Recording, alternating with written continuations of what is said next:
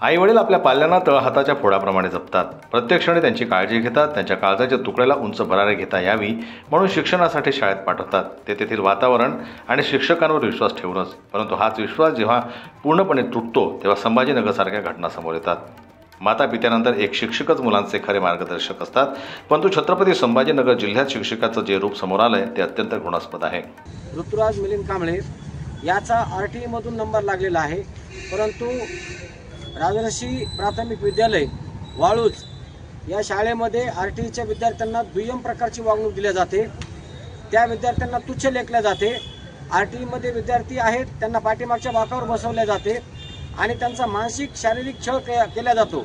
गेल्या 2 महिन्यापासून आमचा पाल्य आम्हाला सांगत आहे की त्या शाळेमध्ये त्याला त्रास होत आहे, परंतु RTE मध्ये नंबर लागल्यामुळे आम्ही त्याचं ॲडमिशन दुसऱ्या शाळेमध्ये करू शकलो नाही.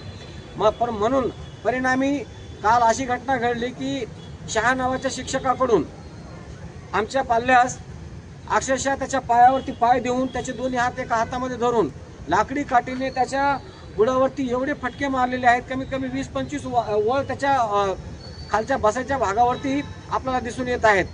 आणि या संस्था चालकाला आम्ही यापूर्वी सुद्धा सांगितलं होतं, परंतु त्यांनी कसलीही दखल घेतली नाही.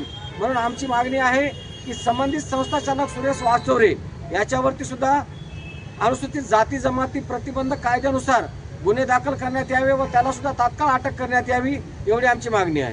जिल्ह्यातील वाळूज येथील राजश्री प्राथमिक विद्यालयातील ऋतुराज मिलिंद कांबळे या मागासवर्गीय विद्यार्थ्यासोबत झालेल्या मारहाण प्रकरणी विद्यार्थ्याच्या वडिलांनी आरोपी शिक्षकासह संबंधित शिक्षा संचालकावर गंभीर आरोप करत अनुसूचित जाती जमाती प्रतिबंध कायद्यानुसार गुन्हा दाखल करण्याची मागणी केली आहे.